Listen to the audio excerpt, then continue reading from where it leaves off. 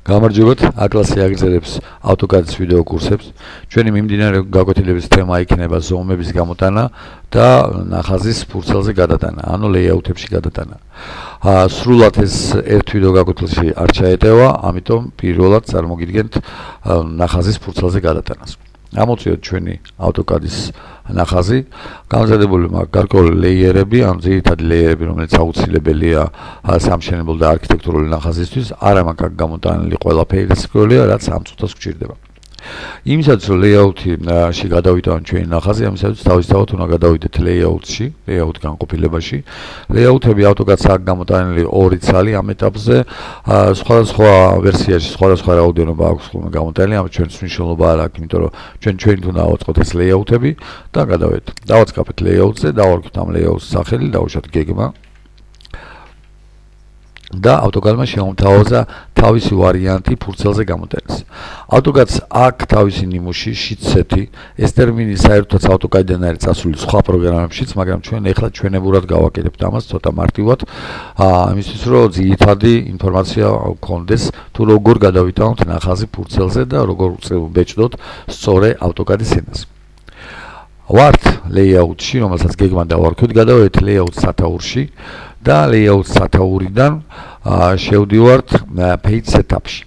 მაგრამ სანამ page setup-ში გადავალთ, ჯობია რომ აი ეს სივრცე ნახაზი, რომელიც ავტოკადმა თვითონ შემოიტანა აქ, წავშალოთ. რატო? იმიტომ რომ ჩვენი ფურცელი და მასშტაბი შეიძლება იმდენად განსხვავებული იყოს, რომ ეს ნახაზი მაინც სხვა ზომებში დაჯდება და გადაკეთება დაგვჭირდება, ამიტომ გადაკეთებას თავიდან შემოტანა ჯობია, ამიტომ წავშალოთ.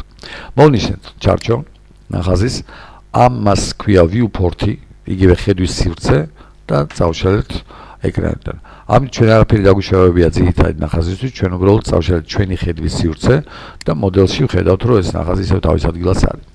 დავბრუნდით ლეიაუთში, დავბრუნდით ლეიაუთ სათაურში და page setup.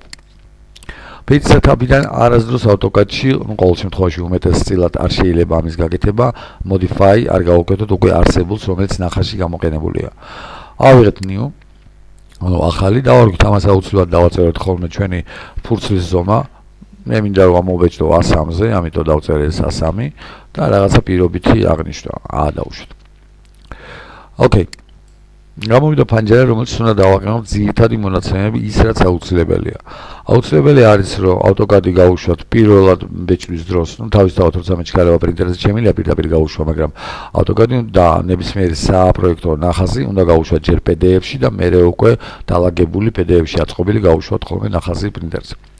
ავტოკადს ყველა სხვა პროგრამისგან განსხვავებით აქვს თავისი PDF-ი თავიდანვე, რაც ძალიან კარგია და ძალიან გვიადვილებს მუშაობას.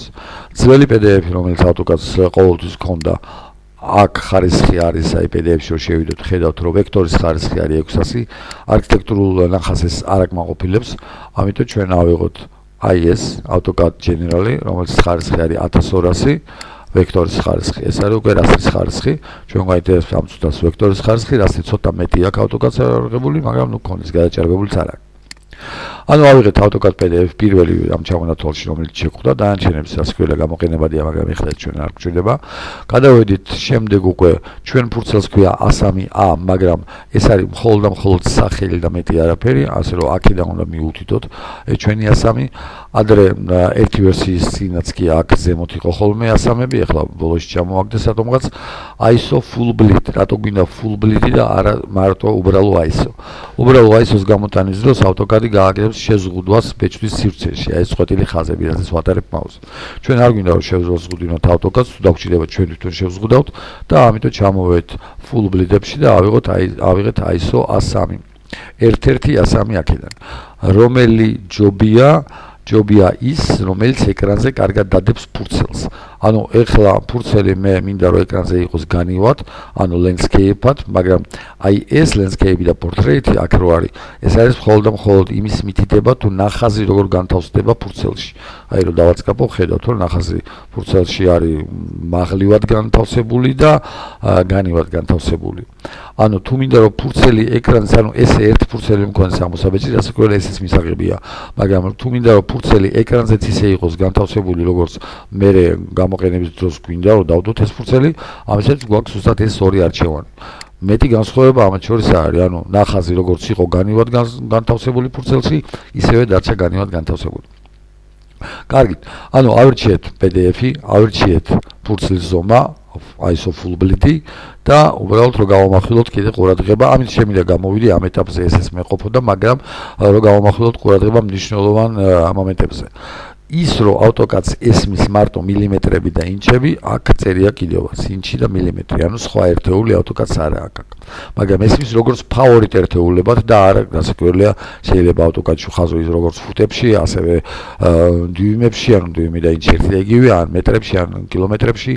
იმისათვის რომ მე AutoCAD-ს უთხრა რომ ის ერთეულები, რომელიც მე შემყავდა ნახაზში, იყოს სანტიმეტრები და არა მილიმეტრები, ამისათვის AutoCAD-ს აქ უნდა ჩაუწერო 10. ანუ ეს ნიშნავს რომ ჩემი ერთი ერთეული გულისხმობდა 10-ს, ანუ 10 მილიმეტრს, ანუ 1 სანტიმეტრს, ან 1000 და ჩემი ერთი ერთეული გულისხმობდა 1000 მილიმეტრს, ანუ 1 მეტრს, ანუ ჩემი ნახაზი მე ვასრულებდი ჩემ ნახაზს მეტრებში. მე ნახაზი შესრულებული მაქვს მილიმეტრებში, ამიტომ დავაბრუნებ ამას აქ. ნიშნულოვანი მომენტი კიდე არის აქ ეს განყოფილება, თუ მე მაქვს გამჭვირვალე ლეიერები, მაშინ AutoCAD-ი ეკრანზე მაჩვენებს ამ გამჭვირვალე ლეიერებს, მაგრამ არ მაჩვენებს უკვე არც PDF-ში პრინტის შემდეგ და არც მithumedes პრინტერში. ანუ ეს განყოფილება თუ არ ჩავრდეთ, ჩვენი გამჭვირვალე ლეიერები გახდება ჩვეულებრივი. ამიტომ ეს განყოფილება გქონდეს ჩართული ყოველთვის, არაფერს არ შეებს, ბევრი ინფორმაცია არ მიაქვს. ოკეი. მეტი ამ ეტაპზე ჯერჯერობით არ გვჭირდება. და ვეუბნებით, რომ ეს ფურცელი, რომელიც ახლა ჩვენ შევქმნით, გახადოს ძირითადი, ანუ სეტკარენტ. და ვხედავთ, რომ ფურცელი ჩარჩოების გარეშეა, ეკრანზე გაიჭედა A3, ანუ ცარიელად ყოფილიყო ის ფურცელი, რომელიც AutoCAD-ს ჰქონდა აღებული, ვიზუალურად ვერც შევატყობდით აქ, ანუ თავის ჩარჩოები რო ჰქონდა, უბრალოდ იქიდან დავინახეთ, რომ რაღაცა შეიცვალა. და ეხლა უნდა შემოვიტანოთ უკვე ჩვენი ნახაზი. რო შემოვიტანოთ ჩვენი ნახაზი, ვართ ისევ layout სათაურში და შევდივართ insert view-ში. უბრალოდ აქ რამოდენიმე სიტყვას ვიტყვი, ნუ არც ისე დიდი ხნის წინ, როგორ შემოგქონდა სანამ ეს გაჩნდებოდა ეს ინსტრუმენტი AutoCAD-ში ნახაზი. შემოვდიოდით თავისთავად layout-ის viewport-ების ჯგუფში მოვდიოდით, viewport-ები, ანუ ხედვის სივრცეები და rectangular ჯგუფიდან ერთ-ერთს ვირჩევდით. დავუშვათ მართკუთხედი ნახაზით, მართკუთხედი ხაზვით, შემოვხაზავდი და ყველაფერი, რაც კი რამე მიხაზია, მუშა სივრცეში, ანუ მოდელში აქ შემოვიდოდა. მოვნიშნე წკაპით delete. მეორე ვარიანტი აქვე ეს არის ნახაზის პოლიგონალური ნახაზის შემოტანა. აქ შეათაკეთებდნენ ხოლმე ესეთ რაღაცას, ესე ჩარჩოს ტიპს ხაზავდნენ და შესაბამისად აქტოვებდნენ უკვე შტამპის ადგილს. ნუ რასაკვირველია, დღესაც მუშაობს ეს ვარიანტები, დღესაც შეიძლება გამოვიყენო, მაგრამ თანამედროვე AutoCAD-ში რასაკვირველია შემოგვაქვს იმ ინსტრუმენტით, რომელიც AutoCAD-მა შემოგთავაზა, ძალიან კარგი ინსტრუმენტია. Insert view. Insert view-მ გადმომიყვანა მოდელის ხედვაში და აქ მე შემიძლია დავუშვათ ნახევარი შენობა შემოვიტანო. თუ შემეშალა და მთლიანი შენობის შემოტანა მინდოდა, არავით არის escape, არავით არის back-ი, უბრალოდ თავიდან გადავახაზე და გამოჩნდა ეს შენობა თავისი ღერძებით. ნუ აქ ღერძების ნუმერაცია არა მაქვს, ეხლა ეს ჩვენ არ გვაინტერესებს, მაგრამ ძირითადი პრინციპი გვინდა ეხლა შემოტანას. Enter, დავაჭირო გადავიდეს შემდეგ სლაზე AutoCAD-ი როგორც ყოველთვის და AutoCAD-მა შემოთავაზა, რომ ეს მართკუთხედი თუ კვადრატი დავატარებ მაუსით აკეთიკით რაღაცებს. დავაწყაპეთ და ხედავთ, რომ ჩვენი ნახაზი გაჩნდა აქ. თავისთავად ამ ფურცელს სჭირდება შტამპი, ამ ფურცელს სჭირდება გარკვეული წარწერების შემოტანა, ლოგოს შემოტანა, ნახაზს სჭირდება ზომების გამოტანა, აუცილებლად ავტვირთავთ შემდეგ გაკვეთილსაც და შემდეგ გაკვეთილზე ამას გავავლით. ეხლა უბრალოდ ჩვენ გვინდა რომ დავიტანოთ ნახაზი ნორმალურ მასშტაბში, ანუ უბრალოდ დავსვათ ნორმალურ მასშტაბში ფურცელზე და ვნახოთ რა მასშტაბია. ანუ ამ ეტაპზე ჯერჯერობით ვერსად ამ მასშტაბს ვერ ვხედავ. იმისათვის რომ მასშტაბი გადავამოწმო და დავსვა იმ ნორმაზე რაც მე მჭირდება, ამისათვის ან უნდა მოვნიშნო ისევ ეს ხედვის სივრცე და აი აქ ხედავთ რომ დამხმარე ინსტრუმენტების ზოლში გამოჩნდა რომ 1:100-თან არის ჩემი მასშტაბი, ანუ მისაღები არქიტექტურული ნორმებით ეს მასშტაბი, ნუ შემიძლია 1:50-თანაც უნდა დაეტიოს წესი დარგით. მოდი გადავაკეთებ, თუ დაეტევა, დავტოვებ, თუ არა, ისევ 1:100-თან დავუბრუნებ. მაგრამ ხედავ რომ მასშტაბს ვერ ვცვლი. რატო? იმიტომ რომ ისევ და ისევ ზოგ ვერსიაში ეს ბოკლომი ჩაკეტილია ხოლმე, ამ ვერსიებში, ბოლო ვერსიებში ჩაკეტილია და ზოგ ვერსიაში გახსნილია ხოლმე. როცა ჩაკეტილია, თავისთავად უნდა გავხსნა. დავაწყაპე და ვხედავ რომ აქ უკვე შემიძლია ამის გახსნა. ვნახოთ 1:50-თან მასშტაბში რამდენად დაეტევა ეს. ის რომ ნახას ვერ ხედავ ეხლა ეკრანზე, ეს არ ნიშნავს რომ ნახაზი არ ეტევა ფურცელზე. ნახაზი არ ეტევა უბრალოდ თავის ხედვის სივრცეში. ამისათვის ჩავავლე კუთხეში, გავაჩოჩე ეს ხედვა, ასევე გამოვაჩოჩე აქეთ და გააჭირვებით დაეტია. მაგრამ რა ხდება? ანუ ნახაზი მინდა რომ შიგნით თავის ხედვის სივრცეში გადავაადგილო. ამ დროს უკვე უნდა შევიდე თვითონ ნახაზში. რას ნიშნავს ნახაზში ყოფნა და ფურცელში ყოფნა? როდესაც ორჯერ დავაწყაფებ, აი გაჩნდება ეს წარწერები, შეიძლება სხვა რაღაცა ეწეროს, ნუ ეხლა რაც მიწერია მოდელში ის ჩანს და სიათხვისად თუ ეს წარწერა არის, ესე იგი ნახაზში ვარ და შემიძლია ვამოძრავო ეს ნახაზი აქეთ იქით. ნუ მე რახან ზომები არ გამომაქვს ამ წუთას ამ ნახაზზე, ამიტომ ესეთი ცოტა ღერძები მოვიაჭრა ზემოდან, მაგრამ იყოს არაუშავს.